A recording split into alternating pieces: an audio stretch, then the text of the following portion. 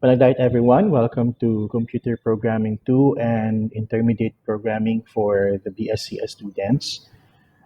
With the present condition of the inconsistency of the availability of electricity, I decided to record a record my discussion and have it available to you online so that you can always refer to it anytime you want. So as you can see, I will be introducing to you all the introduction of this course, and I will provide some details, and I will also demonstrate to you some programming activities in a short while in connection to the whole content of the course. So the name says Computer Programming 2, and obviously this is the continuation or the second part of the first computer programming that you have enrolled last semester.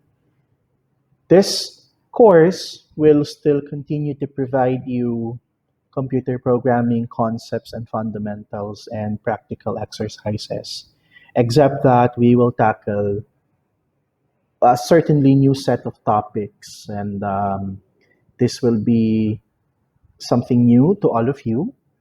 So, all of the lessons, all of the skills that you acquired from the first subject from the last semester will be very, very useful and needed for this particular course. So to move along, uh, let's have a very quick recap of what we learned so far in terms of your fundamental computer programming subject last semester. So you learned that computer programming is like saying instructing. Since our devices, our computers are not human beings, they require a different kind of way of giving instruction so that these devices can perform tasks. Remember that human beings or the end users primarily use computers and other electronic devices to perform a specific task. Now, in order for us to do that, we need to be able to come up with some programs that will assist end users in order to perform whatever tasks they have on their mind or whatever goals they want to do when using or acquire when using computers. Computer programming is also a skill, meaning it can be learned. So it will be very impossible to learn computer programming if we don't exert effort, if we don't participate, if we don't collaborate with our classmates, if we don't voice out our concerns. It will be impossible as well if we don't study. So it is a skill. Over time it can be learned.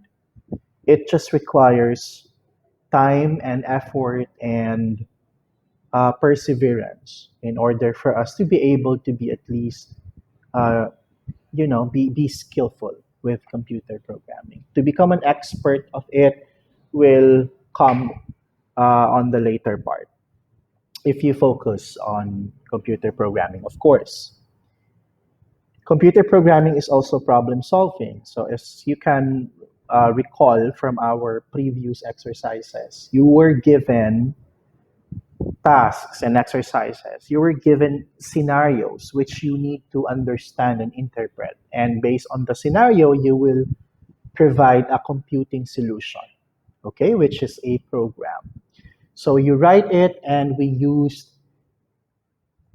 write programs, and if you can, well, obviously you can recall that the language that we adopted or that we used so far in the class is Java language.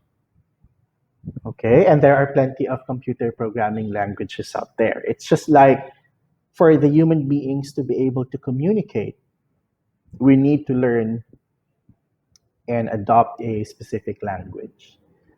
So if you want to be able to communicate properly to someone who is living in, let's say, USA, you need to be able to adopt and learn the English language. If you need to make a career out from your skill or out from your academic background in Japan, for example, you need to be able to adopt and learn their language as well. Otherwise, you will not be able to successfully communicate uh, to the individuals living on those places. So with that scenario, you also need to be able to acquire and learn and practice and um, master the language that we can use in order for us to be able to use or to be able to develop computer programs. Okay?